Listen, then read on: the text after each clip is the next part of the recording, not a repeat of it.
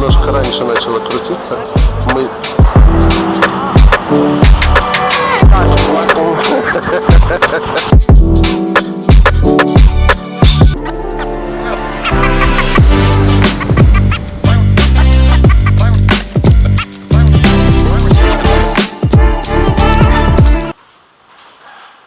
Реализм. Это фото. Я понял. Но реализм-то все равно сохраняется. Это театральный пост. Ну, в первую очередь, да, если кто-то про него и говорит, имеется в виду, как правило, его театральные постеры. Вот. В те времена, когда мохнатые были. Мохнатыми. Друзья, так как 3 музея тут в одном месте, мы их сразу же быстренько оббежим. Вот музей восковых фигур заходим. Тот, который я уже хотел посетить. Я. Hello. Hi. 2 tickets for adult and 1 for child.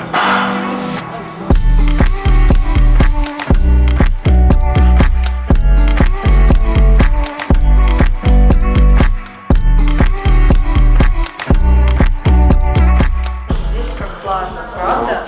А не вот это вот Да, все. по музеям стоит походить летом. Так, ну это, наверное, из железа все-таки, да? Из железа. О, доспехи, идите, становитесь. О, давай, фоткай.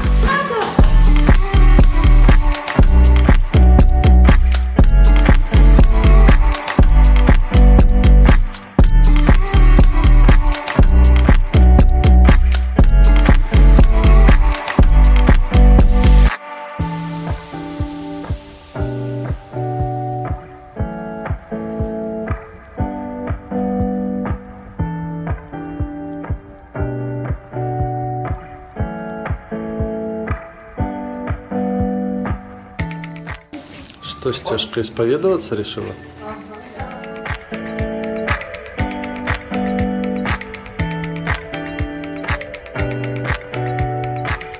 Голем. Как в Майнкрафте. Нет, это не это голем. Вот, голем, отойди от голема. Первый президент Чешской Республики. Да. Вот теперь понятно, ничего я не знаю. Здравствуйте, товарищ президент. Президент либерал. Мы только что у тебя на выставке были, дорогой. Такой эпатажненький такой дядя.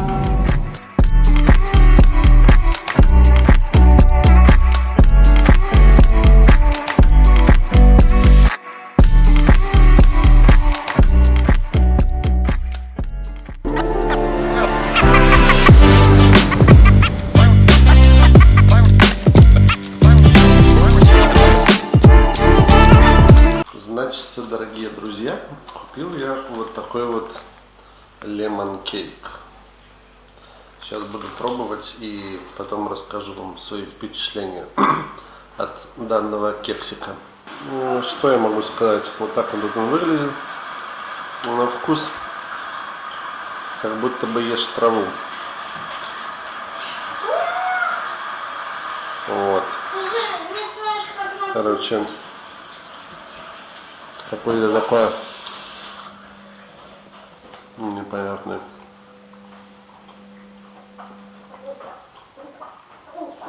То ли траву, то ли химию какую-то. Не знаю. Ну, может, спокойнее стану, по крайней мере. И мы едем на поющие фонтаны. Кстати, с кексиком у меня ничего не получилось. Я буквально откусил немного, он такой как пластиковый, непонятный химический, какой-то травяной и химический одновременно продукт. И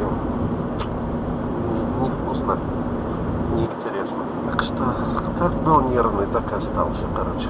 В Праге около 1000 башен и башенок, если считать и муниципальные постройки, и древние крепости, и частные дома. Поэтому она пользуется неофициальным званием города башен. Возраст столицы Чехии около 1150 лет. Если точнее, она была основана в 880 году нашей эры. По неподтвержденной информации, в годы Второй мировой войны Адольф Гитлер запретил сбрасывать на Прагу бомбы, так как был впечатлен ее красотой. Оба вдвоем виноваты в том, что мы единственные зрители на этом зрелищном шоу. Вау! Вы посмотрите, какие краски! Какая музыка играет! Вау! Ура! Красиво, да?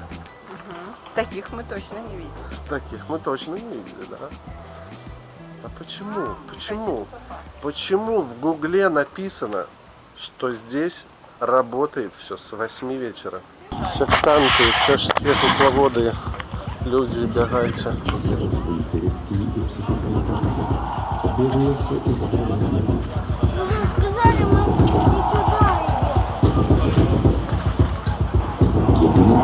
Psychicky plawie.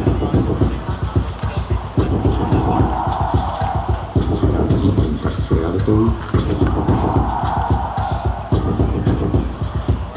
Objevují se v ní přeludy, halucinace nebo záchvaty hysterie.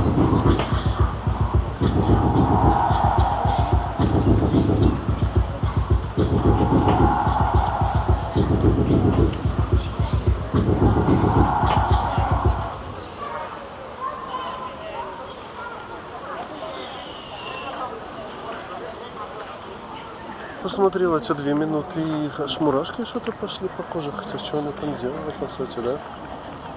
А чего это со мной? Не знаю. Ты нервный. Нервный. Надо больше каннабиса. Ты, наверное, наелся своих кексиков и с глузду съехал. Так вроде Наедятся они же такие вроде сорт. наоборот для того, как... А, такому наркоману, як ты, Жень, съел кексик. Это мама будет смотреть. Забери свои слова обратно. А все, парк закрылся. Все, пошлите. Есть ребра, пить пироль. Какой пироль, ты в Чехии? Ладно, чешское пиво. Да, кстати, вчера попробовали купленное в магазине баночное. Это, конечно же, пивом не назовешь.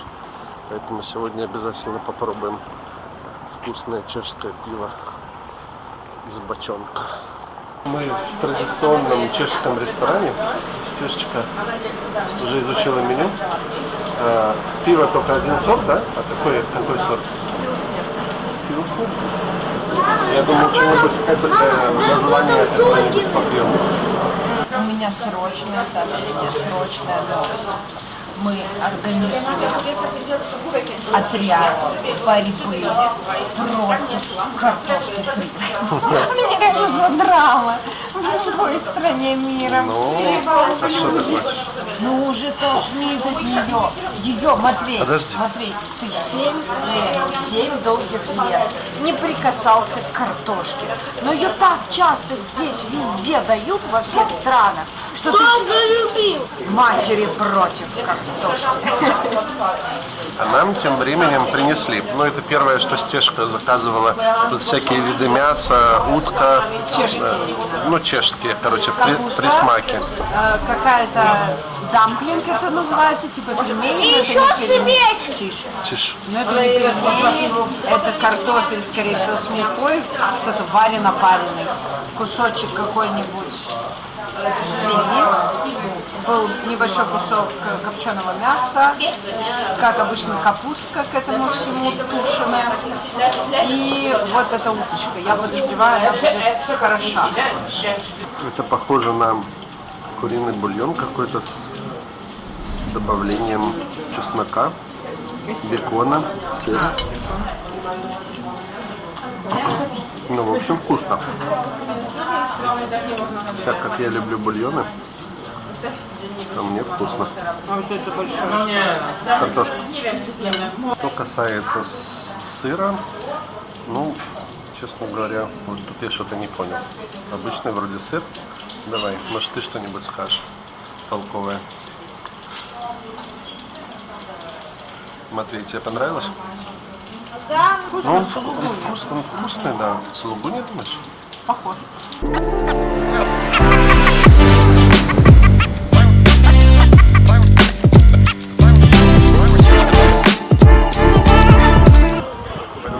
Что еще хотелось сказать, что если вы будете в Праге жить в старом городе с собакой, и у вас такой же колхозный пес, как у нас, то вам будет сложно найти траву. То есть у нас Яша 2 дня не ходил в туалет, потому что нету травки. Ну вот и на 3-й день он наконец-то решился сделать это все на плитке. Сегодня в Праге пасмурно. Оказывается, тут не так и много солнечных дней, как казалось бы. Короче, солнечных дней всего 118 или 117 примерно в среднем в год. Пасмурных 119, что-то такое, ну и дождливых, наверное, там с осадками 129. Короче, я думал почему-то, что в Праге будет больше солнечных дней, а так примерно на уровне той же Швеции. Но зато здесь нету мега морозов, как в той Швеции. Температура опускается не ниже 5-10 градусов. То есть это морозы у них редко, я так понимаю. А вот я хотела еще вот здесь зайти. Ну что там? А это сувениры, но аутентичные сувениры, не китайские, а всякая штука производства чешского. Угу. Ну, хендмейд, иными словами, может быть, какой-то, но именно чешских производителей. После вчерашней неудачи с кексом я решил не останавливаться. Я решил попробовать сосульку. Матвей, нет, тебе нельзя. Матюш, это не для детей сосулька. Я такое уже ел. Хотя... Мне бабушка давала. Да нет. Матюш, тебе бабушка такое не давала. Ну я уже ел. Это на вкус не так уж и вкусно. Ну нормально. А какая бабушка давала? Бабушка Таня. Бабушка Таня, у нас вопрос. Короче, этот конопляный вкус мне, походу, не нравится. Ну, это еще хоть как-то можно, хоть как-то съедобное по сравнению с кексиком. Астрономические часы являются одним из старейших механизмов в мире, которые в точности показывают астрономические данные. Это один из символов чешской столицы, главное украшение Староместской ратуши. В годы войны башня с часами сильно пострадала в ходе обстрела. В 1948 году было открытие после реконструкции башни, реставрации механизма и других деталей. Друзья, перед городской часовней собралась какая-то толпа людей. И мы решили, что нам надо тоже что-то подождать, посмотреть. Сейчас посмотрим, на что они смотрят и что произойдет. Сейчас идет представление в стиле средневековья на 1 минуту. Через окошки выходят фигурки персонажей. Например, фигура смерти во время движения переворачивает часы и кидает фигуре турка. Тот, в свою очередь, отрицательно махает головой. Фигура скряга встряхивает кошельком, а архангел с мечом в руках карает его. В завершении из окошка выходят 12 апостолов и Иисус Христос. В конце крик петуха, сидящего над фигуркой ангела.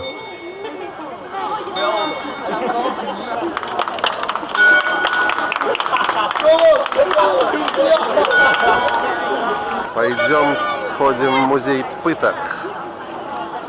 Матвей, можно я тебя там попытаю немножко в музее? Я уже туда не хочу. А, ты уже не хочешь? Выставка музея пыток «Пражская мучирна» располагается в здании бывшей тюрьмы, и атмосфера соответствующая. Пожирающая воображение выставка всех тех же средневековых орудий пыток не оставляет равнодушными ни одного посетителя.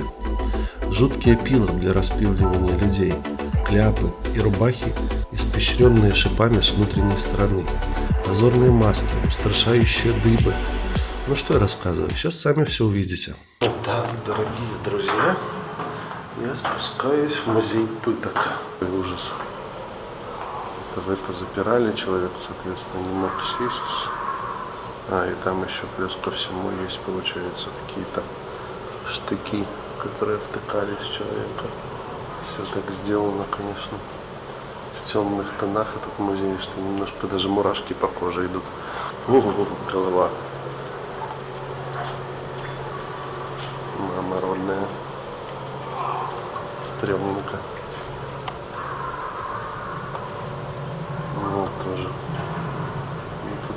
это скорее не пытки, наверное, просто убить этим можно было и все. Если на шею такое одеть, то просто истечешь моментально кровью и умрешь. Так клеймили. Тут сжимали, наверное, запястье. Тут понятно все. Это, наверное, для насилия. Тоже, наверное, руку или ногу зажимать между этим. Ужас. Это, наверное, какая-то растяжка была. Ну и стул это то же самое, мне кажется. Долго. Люди на нем не жили. Ой, это сверлили типа где-то на уровне шеи или головы, да? Фу. Какой ужас. Ну вот растяжка тоже с палачом. Ну, конечно же, святой отец, который молится. Религия вообще, конечно, делом такое. Кто как хочет, тот так и воспринимает. Друзья, 80% из вас смотрят мое видео без подписки. Прошу вас подписаться, чтобы YouTube продвигал его в поиске.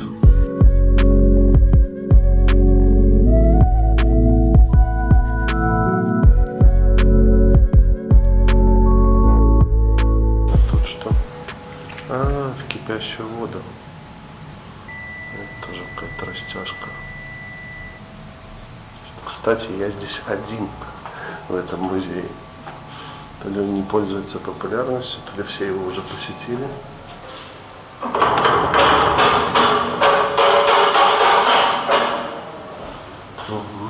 Ну так, мурашки по коже, конечно, бегают в этом музее, особенно когда один идешь. Шли мы, значит, шли и дошли до какой-то вот такой вот красоты. Вроде как это еще один Штефаникус мост. Штефаникус мост. Архитектура здесь, конечно, поражает. Ух ты! Вперед! Труба зовет. Куда тут дальше? Ну, будет, походу, вот уже конец. Оно все разноцветное окно. Вон окно есть как. Не знаю. Но я думаю, это не выше, чем башня, в которой, ну, ратуша, в которую мы заходили в Вильнюсе. Пожалуй, с тобой. Ну, я предложил, была отказаться. Тут что-то стены исписаны. Видимо, народ оставляет свои записки. Стежка, ты можешь не спешить, можешь потихонечку. Старость не радость, как говорится.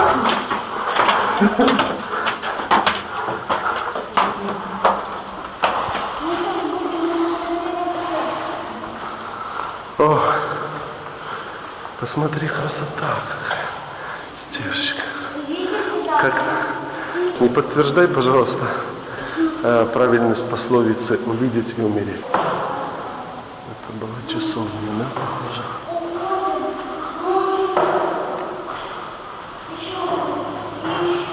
Смотрите, какая штука здесь веселая. О, нет. Да, те самые колоколы. Какие колоколы? Здесь нет колоколов вроде бы, как мне показалось. Короче, это уже самый верх, походу. А нет, есть еще одна лестничка. Я посмотрю. Прикольно. Все нормально, все нормально. Здесь все загорожено. Смотри, да. О, какая... Сколько их? Кстати, на дронах здесь в Праге летать, оказывается, нельзя. Поэтому все, что можно с высоты заснять, то надо куда-то взбираться и снимать. Вон телебашня вдалеке. Смотрите. Наверное, оттуда получится отличные кадры, как будто с дрона.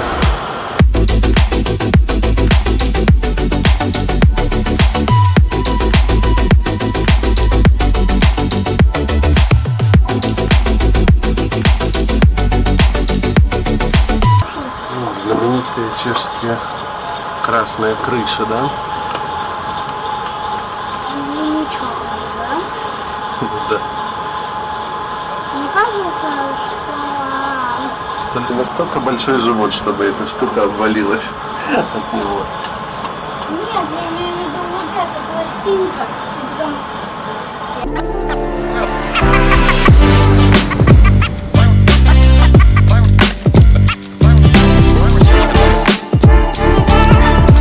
Стежка, что самое главное нужно делать в Праге? Я не знаю. В музей ходить. Пить пиво. Пить пиво в музеях. Ходить в музей пива. Какие услуги они еще не придумали. Здесь есть наверное, музей пива. да? Нет, так музей пива. А пить пиво в Не, музее. ну окей, можно, ладно. Правильно чокнемся. Друг с дружкой, а потом об стол. Как чехи. Да? А зачем мне со столом чокаться? Там что-то связано с оккупацией во время Наполеона. Если ты чокаешься вот так вот, то ты чех. А если об стол не делаешь, то ты или француз, или еврей. Что-то такое. Не, если ты пьешь чужое пиво, тогда ты не пьешь.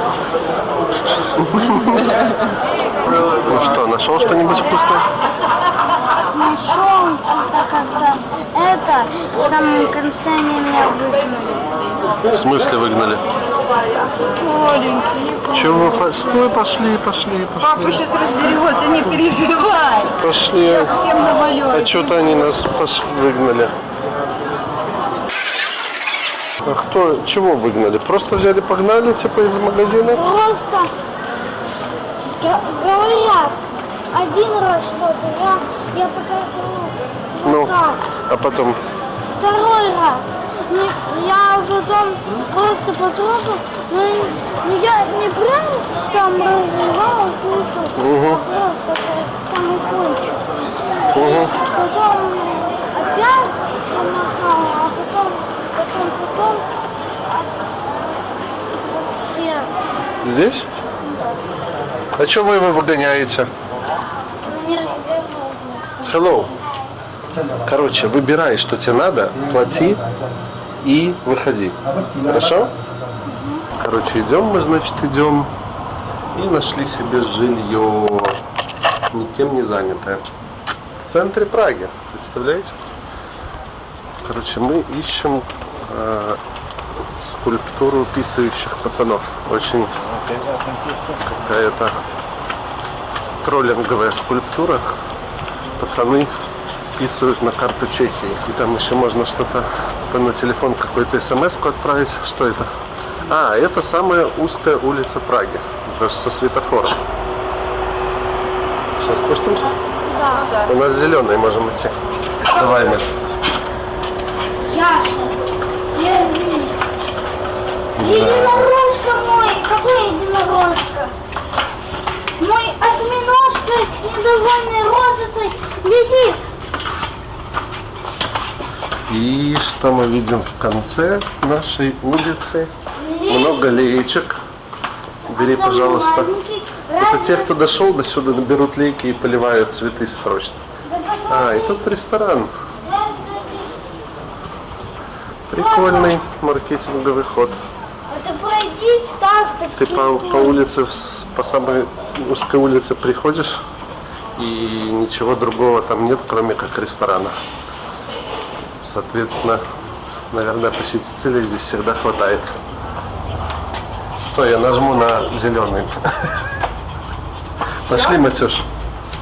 Вот писающие пацаны. Что, смс-ку будем посылать? Может, твое имя пусть начертит? Хорошенькие писают. А писают они на карту Чехии, Матвей, представляешь? Какой троллинг. Чехия с хорошим чувством юмора. Итак, посылаю смс-ку. Сейчас посмотрим, что произойдет. Но что-то они ничего не начинают делать. Сломалась. Да, ребята. Подвели. Приехали к скульптуре Кафки. Двигающаяся голова. А что-то она не двигается.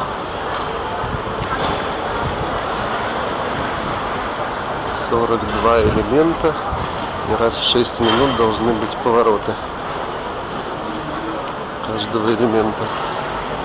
Кстати, стоила она 1 миллион примерно, больше даже, чем 1 миллион евро. И оплатил ее строитель, владелец этого торгового центра.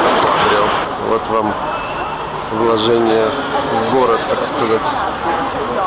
В Беларуси заставляют ледовые дворцы строить, а здесь, не знаю, заставили его или он сам придумал это, но очень прикольно. Один раз в час. Новый интервал появился. Вот в чем дело. Так, а вот же написано 15 минут. 15 минут один раз в час. 45 не шевелится, 15 шевелится. Немножко раньше начало крутиться. Мы честно дождались 15 минут. И она вот начала на пару минут раньше крутиться почему-то.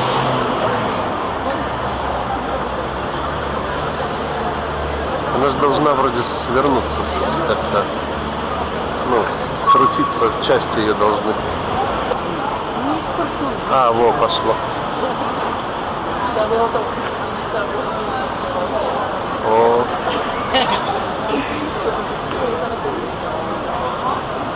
Она будет так каждый раз. А эта штука до сих пор тут, да?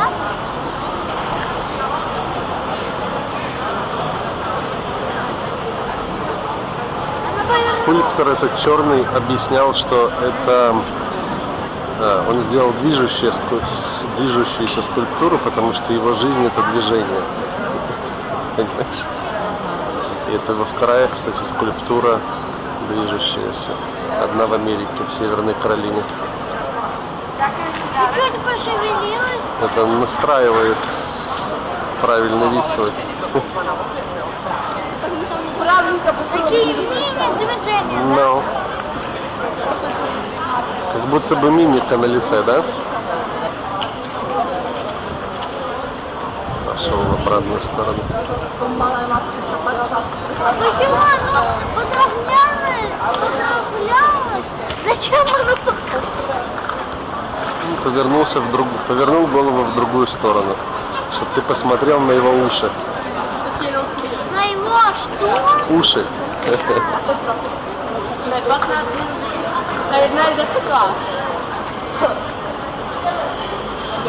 Теперь хочешь... Теперь на второе. Ну да, теперь посмотри на второе ухо. Стешкин любимый Starbucks. Ты его мне до конца дней будешь припоминать. Да. Знаете, чего я ей припоминаю Starbucks? Потому что как-то мы ехали в Вильнюс, она говорит: Валера, я сейчас тебе возьму классный кофе в Старбаксе. Мы никогда до этого в Старбаксе не были. Вот. И она, соответственно, приходит, или это в Варшаве было, ну неважно, приходит, заказывает какой-то кофе, ей дают ледяной какой-то напиток. Фраппе было. Хотя я просил, как бы, ну, обычный горячий, нормальный было кофе. холодно. Было холодно, да.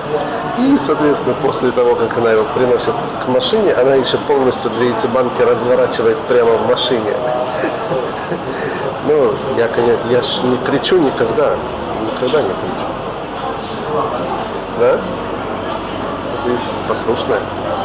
Стешечки чего-то не имется. Ей хочется спать и спать. Хотя про путешествие больше всего прожужжала уши именно она в свое время. Но есть же разные виды путешествия. Можно путешествовать планомерно, а не 3 дня. Не спеша. Вот доедем до Испании и, пожалуйста. Так я не доживу, наверное, до Испании. Вот в чем дело. Я-то рада, я себя именно этим, в общем-то, и утешала, но не факт. Не факт. Все нормально. Ты выживешь, я тебе обещаю. Не факт. Если ты будешь умирать, я тебя завалю на плечи и понесу к памятникам архитектуры.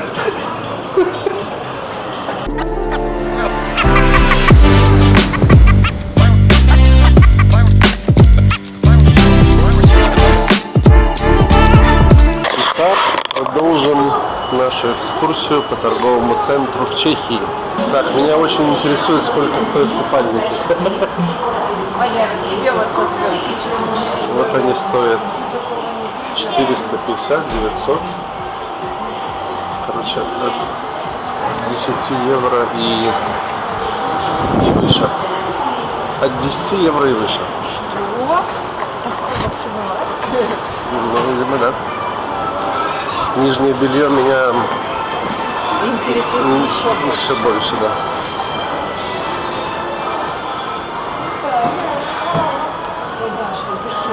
Держу, держу. Короче, ты посмотришь и скажешь, да? Цены. А, вон цены. О, нижнее белье подороже стоит. Вон 50% есть. Подожди, мне нужно... Нет, ну это все гигант. Мне нужны трусики. Ну, трусики. И сейчас еще в продуктовый магазин точно так же зайду, пробегусь по рядам. И обязательно куплю лотерею. Надеюсь, они здесь есть. Не так, как в Швеции, придется искать днем с огнем. Вот. А вот, наверное, продуктовый магазин. Ценам, мне кажется, Чехия примерно тех же денег будет стоить, что и Польша. Пойду на кассу, узнаю о наличии лотерейных билетов. Национальная лотерея есть какая-нибудь или нет? День добрый. По-русски не говорите? А у вас есть какие-то чешские национальные лотереи? Лотереи? Да, национальные именно, вот какие-то там большие розыгрыши, чтобы шли, нет такого? Я не знаю. Не знаете? Здесь я не видел, чтобы купували. Такое в детстве я когда розыгрыши, что есть лотереи. Но здесь у Велкинвилла, там они висят, они там на Вебер есть. Это где висят? У Велкинвилла. Здесь нет, здесь я не вижу. А, в Биллах только в других Да, в каких-то? других они большие. Большие. Входы, потому что это экспресс обход. Все, Это понял. маленькая. Короче, нам надо в другую Биллу найти. Я уже пол торгового центра отснял, как подскочил охранник и сказал, что, оказывается, снимать нельзя, а еще нужно одеть маску. Ну, в общем-то, пришлось выключить. Мы еще заходили, у меня не было этих сандалий, или как их правильно назвать. Зашли в магазин обуви, короче, там обувь тоже такая, от 15 евро и выше получается. В принципе, цены здесь не кусаются вроде бы. Совершенно. Ни на одежду, ни на обувь, ни на продукты. Так что Чехия вполне себе, мне кажется, подходит для иммиграции белорусов. В Литве дорого, а в Чехии и в Польше вроде бы все приемлемо. Плюс иммиграционная политика и той, и другой страны достаточно миролюбива к белорусам.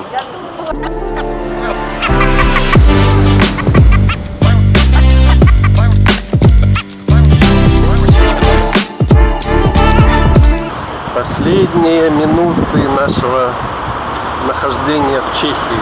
Конечно же, мы не могли не заехать на еще одну достопримечательность. В Праге это танцующее здание или пьяное здание некоторые называют. То есть вроде как обязательное к посещению каждому туристу.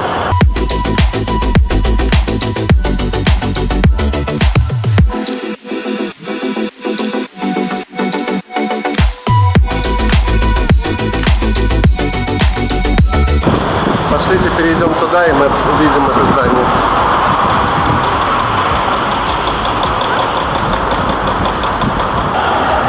И вот оно.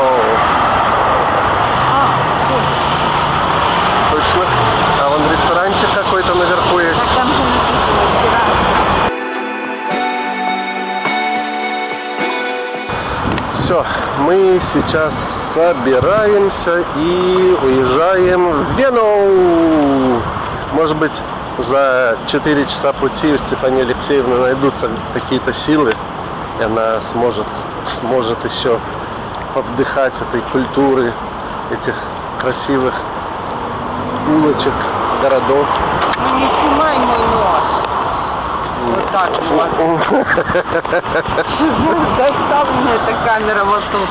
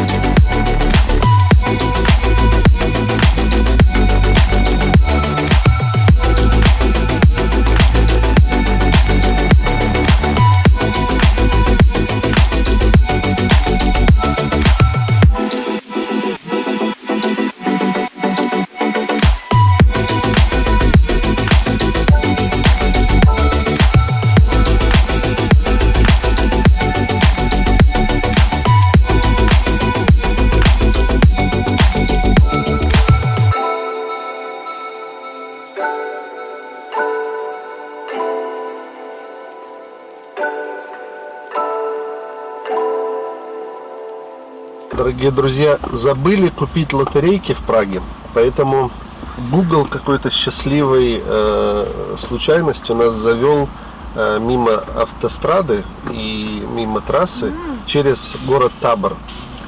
И получается, здесь мы нашли большой магазин, купили эти лотерейки, так что скоро разыграем их, если что-то выиграем. Ты можешь и там, меня прекрасно видно. Не слышно не будет. Ноги твои будут видны. Пожалуйста, Да. на протяжении последних 10 лет. Ты громче давай. Да нету сил. Так я и хотел к тебе На подставить. протяжении последних 10 лет Чехия стабильно попадает в топ-5 самых популярных стран для переезда среди русскоговорящего населения. Не только студенты, приезжающие за качественным образованием, но и специалисты. Что привлекает? Prague Education Center решил разобраться в этом вопросе и подготовил целый список не только плюсов, но и минусов жизни в Чехии, чтобы студент заранее знал, что его здесь ждет. Так, здесь высокий индекс глобальной конкурентоспособности. По последним данным Всемирного экономического форума, в 2018 году был отчет Чешская Республика стала первой в числе самых развитых стран Центральной Европы. Чешская Республика существенно улучшила свои позиции в рейтинге конкурентоспособности и заняла 29 место из 140. При составлении сравнительной таблицы государства оценивались по 12 критериям. Степень развитости инфраструктуры, качество образования, здравоохранения, рынка труда, эффективности работы правительства. Встать на ступень выше Чехии мешает нехватка квалифицированных специалистов и медленное развитие IT-технологий. Для сравнения, Россия в этом году оказалась только на 43-м, Казахстан на 59-м, Украина на 83-м. Про Беларусь здесь вообще нет. По данным глобального индекса миролюбия, Чехии в очередной раз удалось попасть в список самых безопасных стран мира. Так, с оценкой 1,3 балл Чешской Республики досталось 7-е место в общем рейтинге. Впереди оказались такие страны, как Исландия, Новая Зеландия, Австрия, Португалия, Дания и Канада. Вот так. Единственное, удержаться она была на 6-м месте, не позволили увеличившийся экспорт оружия. Экология. Несмотря на большое количество транспортных средств, говорят, что чехам проще воспользоваться автомобилем, чем зонтом в пасмурную погоду. И довольно масштабное промышленное производство на востоке страны, Чешская Республика признана одним из самых экологически чистых государств Европы. Более того, согласно мировому рейтингу Green Cities Index, Прага самый зеленый город на планете. Да ладно. Даже Вильнюс В смысле? Площадь- Зеленее Вильнюса не может быть. Ну, вот у меня тоже. Площадь зеленых насаждений в столице занимает 57%. Потом про Вильнюс надо почитать, сколько там зеленее. Сами же чехи с трепетом относятся к экологической тематике, стараются сортировать мусор и следить за степенью загрязнения окружающей среды. Высокий уровень медицины, высокие стандарты здравоохранения, современные исследовательские центры, всемирно признанный уровень классического образования, ла-ла-ла. Делает чешскую медицину одной из самых востребованных в мире. На приемы к чешским врачам прилетают из Великобритании, Америки, Германии, Швейцарии и, конечно, стран СНГ. Ну, я думаю, что ценовой вопрос скорее играет роль, но ладно. Такие области медицины, как кардиология, онкология, хирургия глаз, развиты именно в Чехии сильнее, чем в соседних государствах. Бесплатное высшее образование. Далеко не во всех странах Европы могут похвастаться бесплатностью высшего образования, которое доступно не только гражданам страны, но и приезжим студентам. Кстати, первый раз такое слышу. Но их без того малое количество сокращается каждый год. Например, Франция, известная доступностью образования для иностранцев, решила отказаться от идеи бесплатного образования. Чехия по-прежнему дает каждому студенту, вне зависимости от его национальности, возможность получить степень бакалавра и магистра совершенно бесплатно. Но для этого необходимо знать чешский на уровне B2 и обучаться в одном из государственных вузов страны. Сейчас. Небольшие расходы. Будучи членом ЕС, Чехия до сих пор не перешла на евро и сохранила свою собственную валюту, чешскую крону. Благодаря этому обстоятельству цены в Чешской Республике намного ниже, чем в соседних государствах Германии или Австрии. Ну, тут вопросов нет, да, это правда. Ну, да, Здесь что Польша, что Чехия, цены да, значительно ниже. значительно ниже, да, чем даже в той же Литве. Молчим про Швецию, Австрию, Норвегию. Швеция на уровне Литвы где-то цены. Да, А Швеция вот уровень Литвы. Польша и Чехия тоже где-то на одном уровне значительно ниже, чем в Швеции. Значительно, да, в раза 3-4 можно Не, дешевле ну 4, но покушать. 2-3. 2-3. Не, я Кушать, если ресторан, то раза в 2 дешевле. смотрю, что ты знаешь. Я видела вещи, мы что-то вот с тобой прям на днях считали, и оно стоило в 4 раза дешевле. Ну, вещь какая-то может быть, но я имею в виду про ресторан, то есть в 2 раза, вернее, дешевле точно. Бюрократия. Негативные аспекты в жизни в Чехии. Вот, кстати. Бюрократия. Чехия всячески старается уйти от бюрократии, связанной с канцелярскими процедурами, но пока не получается. Вот. Ну, короче, понятно. Климат. Предугадать погоду в Чехии достаточно проблематично. Даже ориентируясь на температуру прошлых лет, никогда нельзя сказать точно, какая зима ожидается в этом году. Очень сложно определиться с гардеробом на предстоящий сезон. Сфера услуг. Сфера услуг в Чехии оставляет желать лучшего, как и в принципе во всей Европе. На выручку приходят мастера из стран СНГ. Ну, ладно, которые знают, к какому уровню сервиса привыкли выходцы из России, Украины, Беларуси, Казахстана. Тарифы на мобильную связь. По сравнению со стоимостью услуг на сотовую связь в России, чешские мобильные операторы, кажется, завышают цены на звонки и интернет. Магазины 24 часа. Они существуют, но их крайне мало. В крупных городах, таких как Прага и Брно, многие супермаркеты закрываются в 10. Еще большее количество магазинов не работают уже после 8. Большинство аптек закрыто по выходным. Ну вот это чисто к тому, что непривычно русо-туристо, русо-мигранто.